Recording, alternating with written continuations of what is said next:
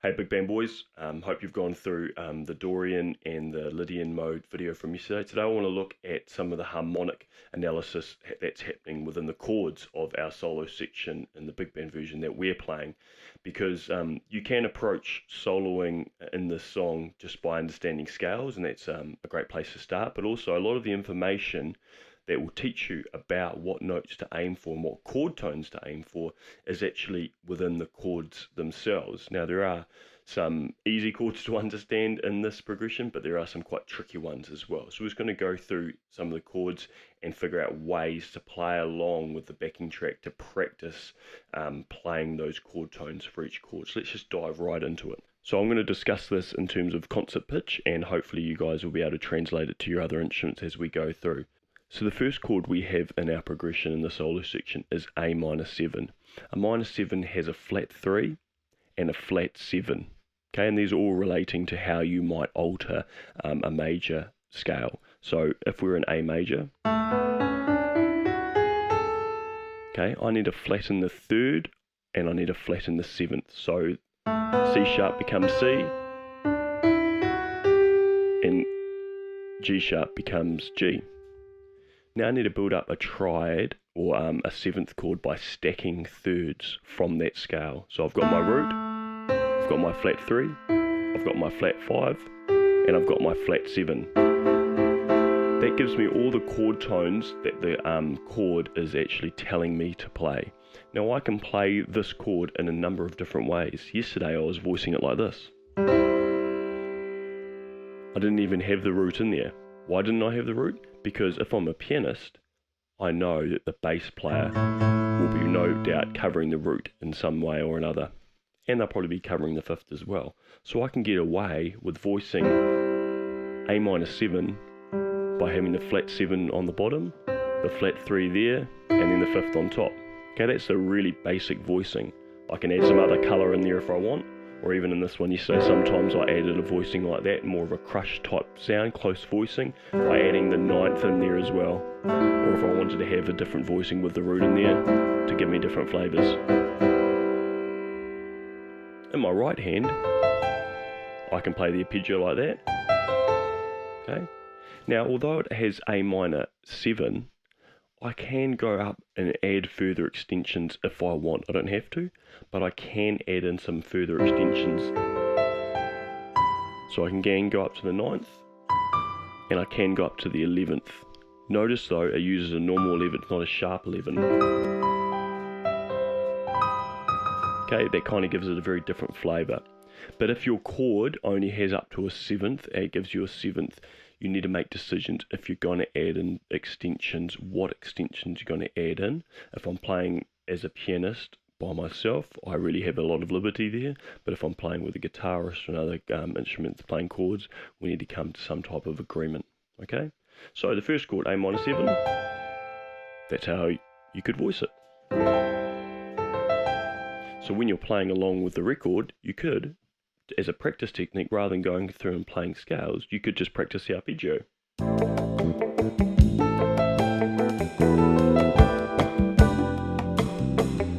Okay, so there in the first bar, I just went just straight up to the 7th, playing 8th notes.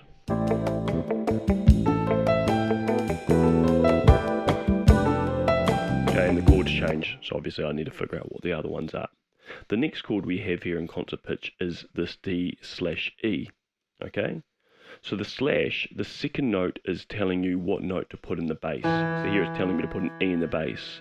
The first chord is telling me what to stack on top of that E. And in this case it's saying D. So I have a D triad with an E in the bass. Okay, this is a common slash chord that you'll get, and it's a version of writing a sustain chord, because I could write this as E sus 7, or I could write it as D/E, because when I stack D on top of E, these D chord tones relative to E, the D becomes the flat 7 of E, the F sharp becomes the 9th of E, and the A becomes the 11th or the 4th. That's where you get that kind of suspended sound from. Okay, so in essence this is actually in my left hand, root and 7, so a dominant kind of sound. And then with my right hand, I can add in those extra chord tones, or I could double them up if I want. There's the 5th in there, or voice it like that. So it's a really cool kind of sound, really sussy. Play it down the octave. So we've gone from this kind of sound, A minor 7, to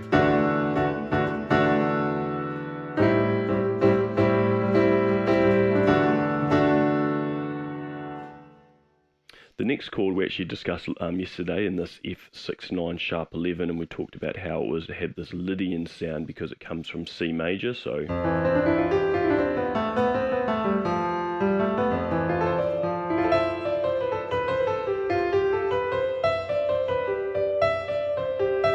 let's work up from the bottom.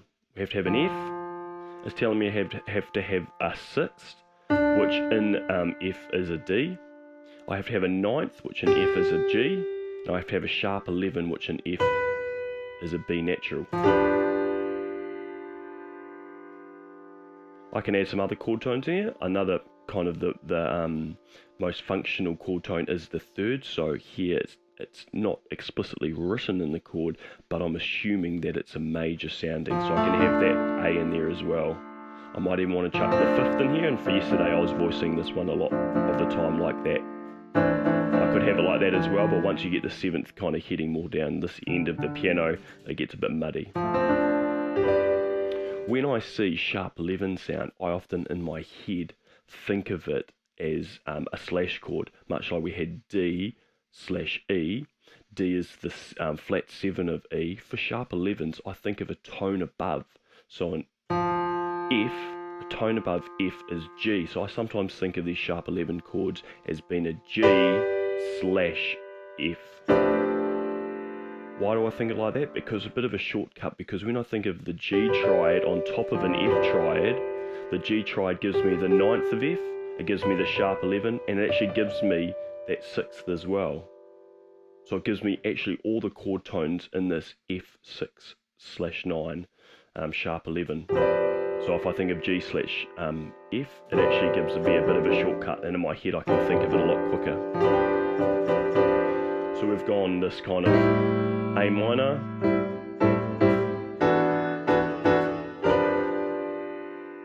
moving around. The last one, we've got a minor 9 sound again, so very similar to the A minor 7. We've got this D, flat 3, 5, flat 7, 9 sound. You could stack it like this. That's just in 3rds, or I could change a bit of a voicing there. I could add in a 13th.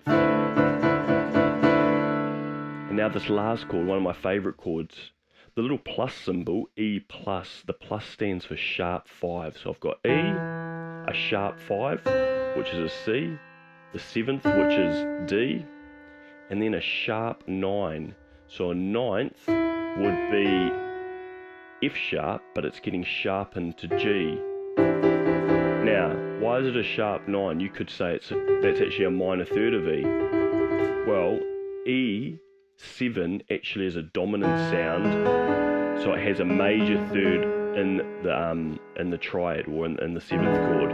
The sharp 9 means put a minor 3rd on top, so you have this dissonance here of the G sharp to the G. And that's like a classic, in the pop rock world, that's actually a Jimi Hendrix kind of, they call that the Jimi Hendrix chord. Or sometimes a lot of James Brown music, you hear that sharp 9 at the start. It's like digga digga digga digga digga. But here we've got this sharp 5 as well. Now I kind of think of this chord as being a bit of a slash chord, and a way to kind of shortcut it in my head. So if I go through these chord tones again, C, there was the root, there's the sharp 9. I'm really missing the kind of the 9th in there as well, so I'm getting too much mud happening here, so I might want to spread those voicings out. So if I have my left hand just doing a basic root 3rd and 7th, and my left hand generally always tries to incorporate the 3rd and 7th. My right hand gets the extensions of the sharp 9 and the sharp 5, and then if I wanted to add in another note, I could add in the 7th, or I could add in the root. And when I add in the root, my right hand actually starts looking like a C triad. So I've really got C over E. Or I could have it as maybe G sus4, that's like G sus triad, or a C sus2. But any of these kind of voicings work. So in my head, when I see that sharp, sharp 9, sharp 5, I think of it as a triad built up from the sharp 5, some type of triad, whether it's a major triad or a sus2 triad.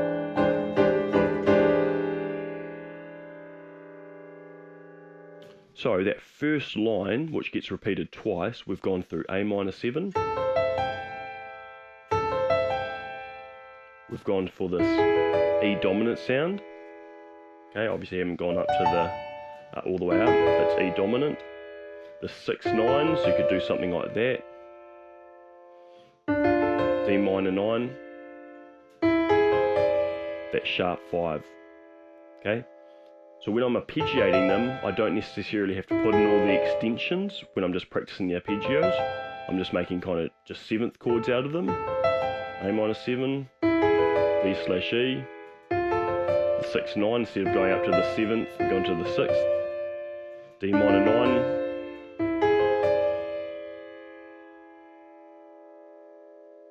So there are my arpeggios. So how would I play along with them? Let's see if we can play along with the backing track I've given you.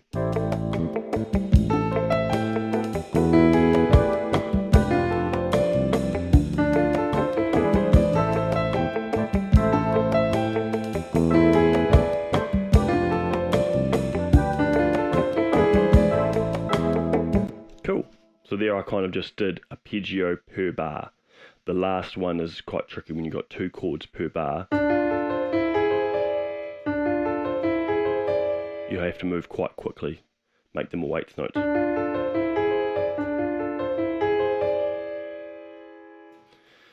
So that happens twice, that chord progression, to make it our 10 bar kind of loop. Then later on we need to get into the next part. So the first chord of the next part is A minor 7, A minor major 7, so this is a really cool sound where you've got a minor chord, and then you've got a major 7 chord on top.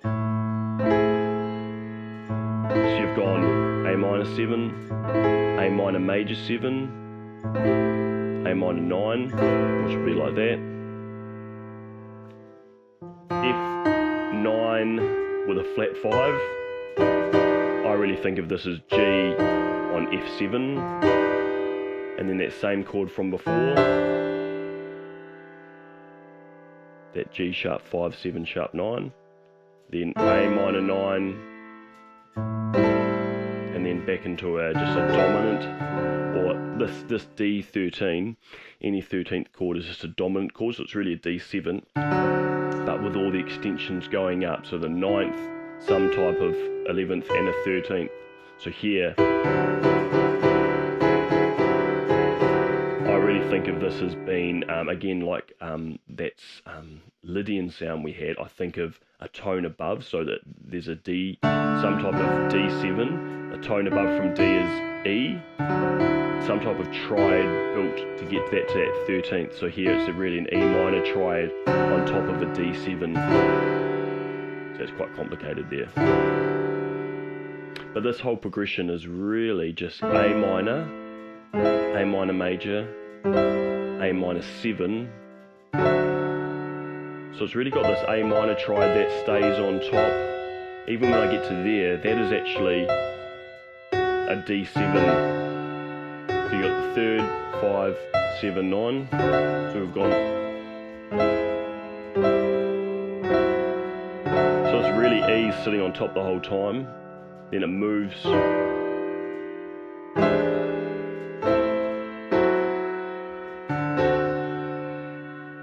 Cool, that's quite tough. Let's see if we can get all the way through there.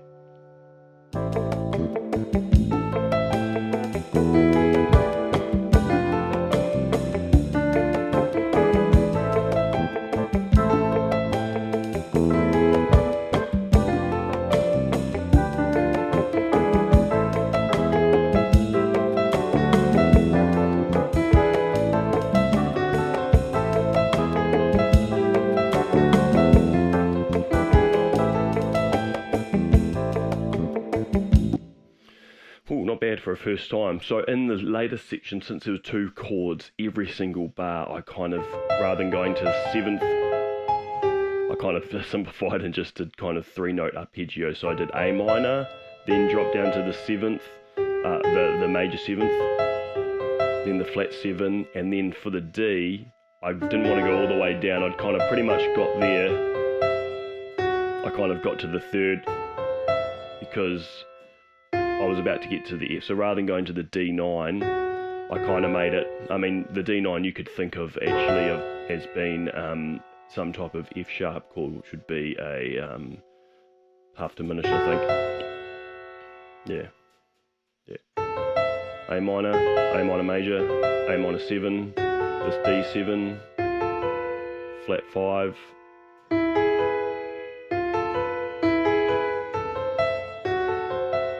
yeah.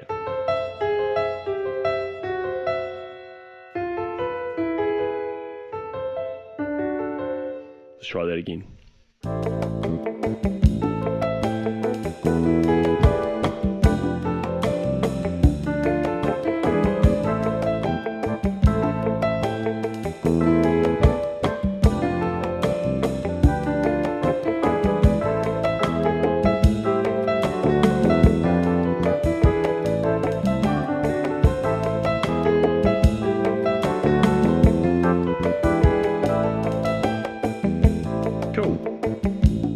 Now, if you're a pianist, you try and have your left hand moving, comping throughout that. So,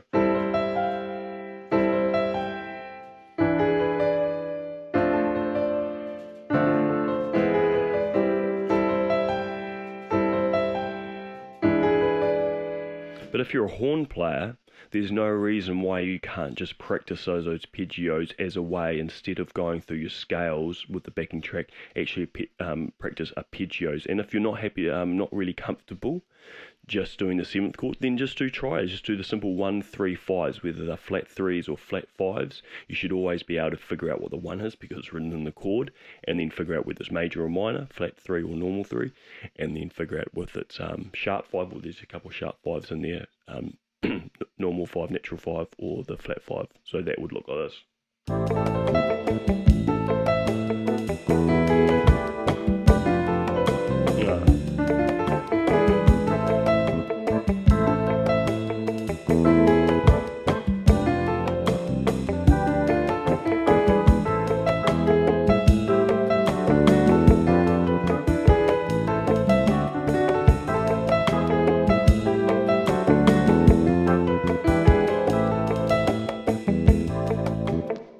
Sorry, over that that kind of descending little pattern, I can't help but do that because I just kind of love, you know, it's a really,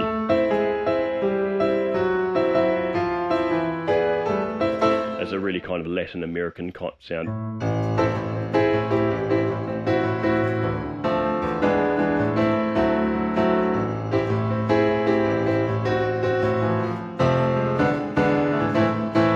When we kind of get our straight 8th feels from. So with this lesson today, I hope you've taken away how to figure out the chords based on the notation that they've given you, and then a way of practicing these arpeggios when you're going through. And hopefully by practicing the arpeggios and the scales from yesterday, you can kind of start to solo when you're going through this backing track.